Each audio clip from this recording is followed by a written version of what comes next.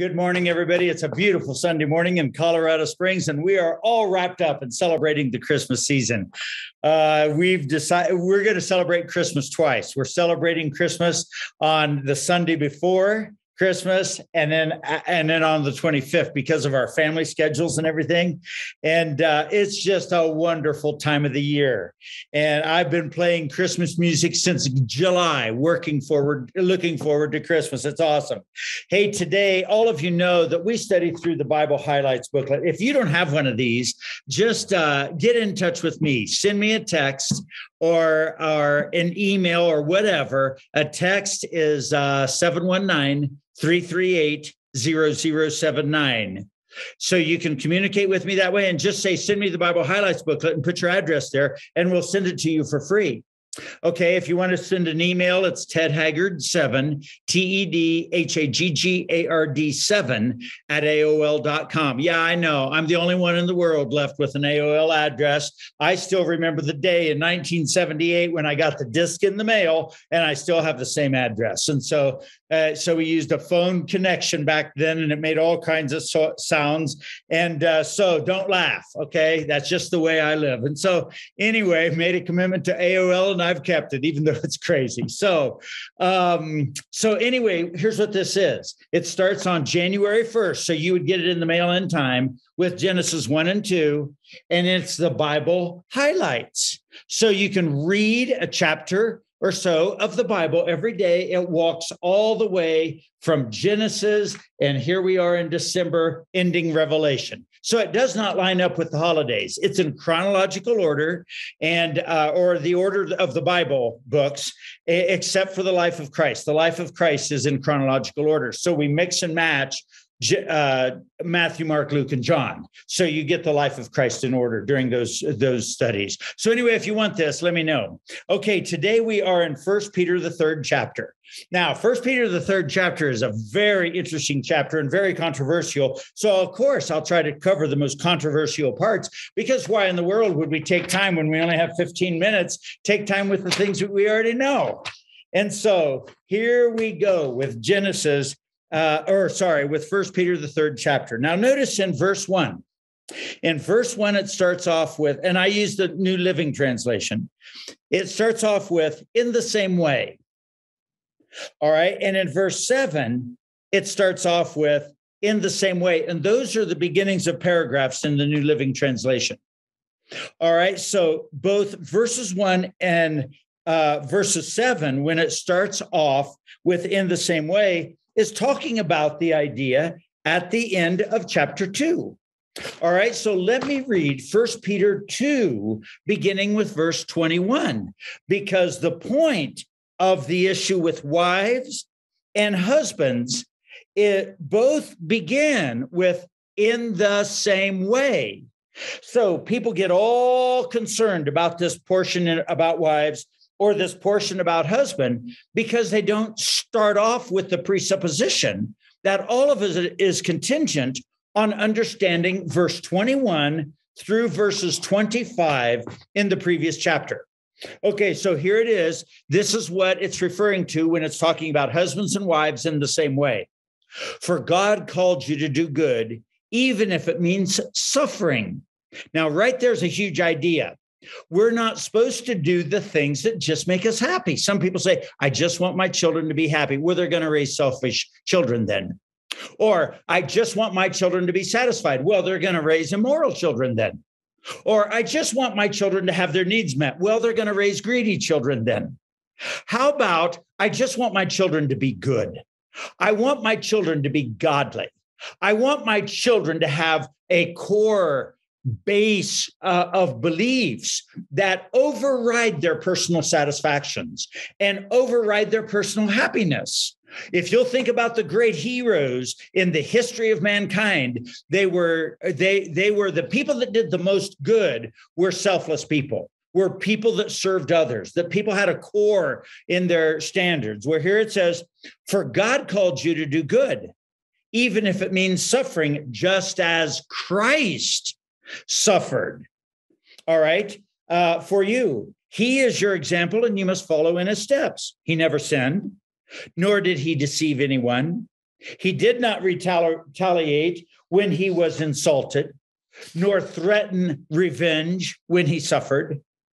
He left his case in the hands of God, who always judges fairly. He personally carried our sins in his body on the cross so that we can be dead to sin and live for what is right. By his wounds, you are healed. Once you were like sheep who wandered away, but now you have turned to your shepherd, the guardian of your souls. Okay, so there are lots of big ideas there that I'm not going to take time to study right now. I'll do that in church later on. But in the same way, wives get their pattern for life. And in the same way, husbands get their pattern for life. Okay, let's look at this. In the same way, you wives must accept the authority of your husbands. Okay, so accept the authority of your husbands. That is the key phrase that is very interesting to people. Let me tell you what that means. Okay, we have 4 biblical authorities taught in the Bible. One is the authority of parents. If children understand the authority of parents, they'll live a long, prosperous life, because typically parents use their authority for good. Now, do parents have the authority to be abusive? No, they don't. Do parents have the authority to be awful? No, they don't. But parents have the authority to be parental. All right. And to be parental means they protect, they love, they pray, they do all kinds of things. And are they required to be perfect? No. Are they required to be beyond reproach? No. But they are parents, so they have an intrinsic love and concern for their children. Okay, they want the good of their children. All right, so if children understand or accept the authority of their parents, they're going to be better off. All right, we also have civil authority. All right, so if you fight with a police officer, that means you're probably not recognizing the authority of the police, of the civil government, or if you refuse to pay your taxes, or if you refuse to respect the mayor or the governor or the president. All right, so we have to accept the authority of civil government. Does it mean the civil government is perfect? No. Does it mean the civil government is always right? No. But it does mean our lives in general will be better if we accept the authority of the civil government. Okay, we also have to accept the authority of our employer. All right, so when we respond to our employer, we have to know they do have some rights and privileges that we as the employee don't have. If we just accept the right of the employer, there are some benefits to it. If we refuse to accept the rights or the authority of the employer, then there are some consequences for that. And we have to figure that out in order to have wisdom in life. And we have to think through that in order to have wisdom in life. Now, this is saying to women, accept the authority of your husbands. Does that make them perfect? No. Does that give them the authority to abuse you? No. But they are equal with you in value, just like a police officer is equal to you in value. The president and you are equal in value to God. The mayor and you are equal in value to God. Their employer and the employee are equal in value to God. All right, but we have different roles. Follow me, everybody. Different roles that complement one another.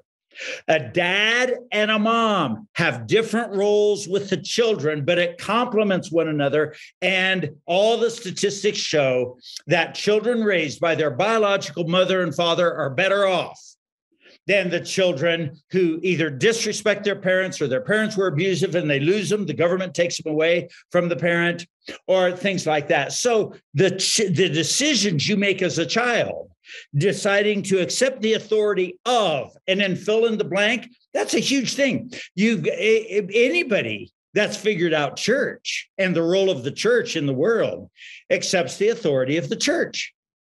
And does that make the church perfect? No. Have there been history of problems with the church? Yes. So with parents, so with government, so with different institutions. And so there's a requirement for wisdom here. And that's why we have the previous paragraph of Jesus as our example. All right. So it says, accept the authority of your husbands. Then even if some refuse to obey the good news, in other words, they're ungodly husbands, your godly lives will speak to them without any words.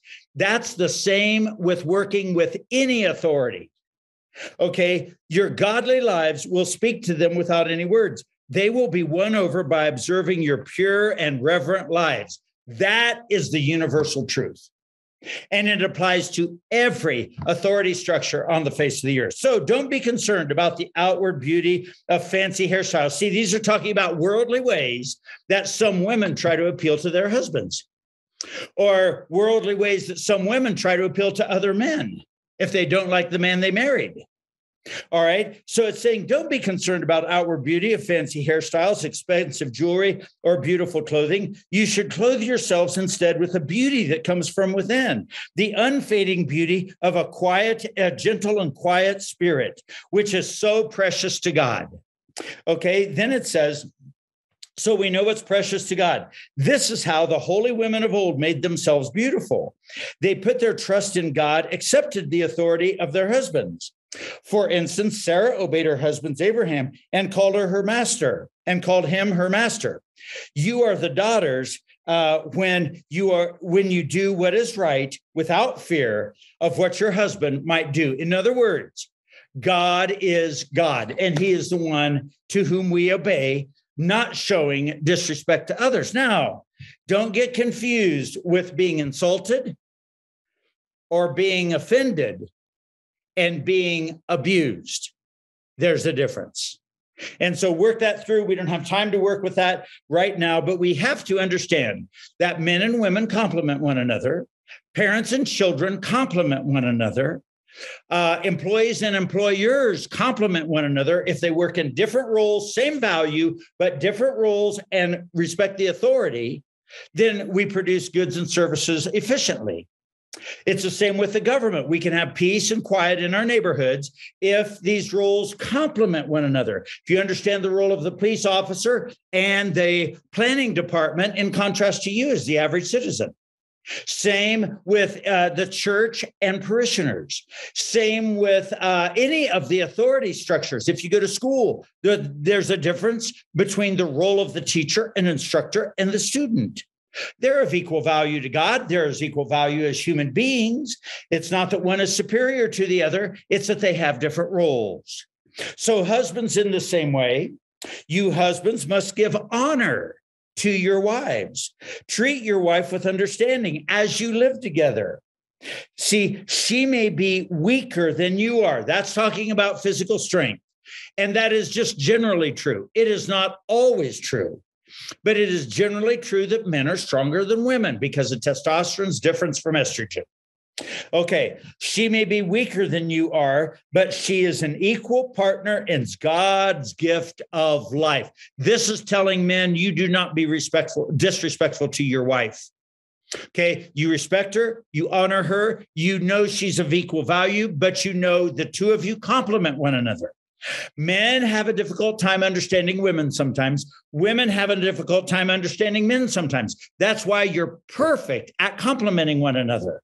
It's the same way other roles in any company, in any society, they complement one another. But if they go to war with one another, it's destructive, especially for those who are under their authority.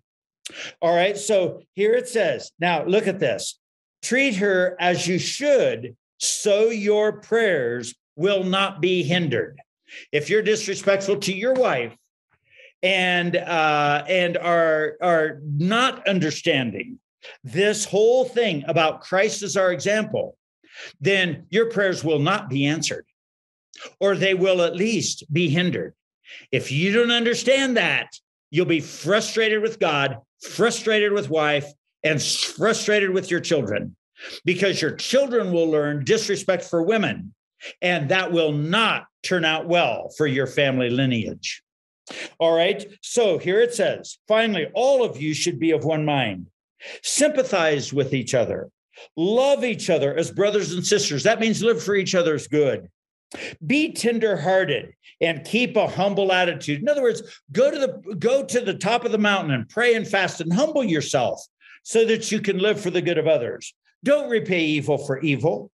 Don't retaliate with insults when people insult you. See, that's modeling your life after Christ. Instead, pay them back with a blessing. That is what God has called you to do, and he will grant you his blessing.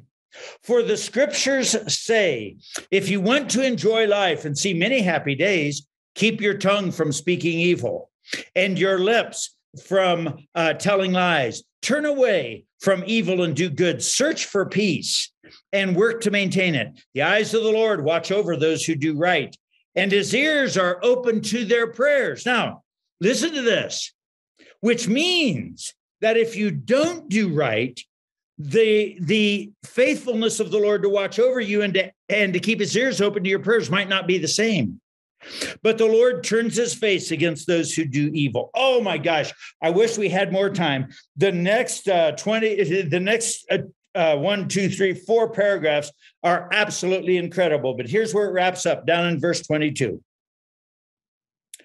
Now Christ has gone to heaven. He is seated at the place of honor next to God and all the angels and authorities and powers, except his authority.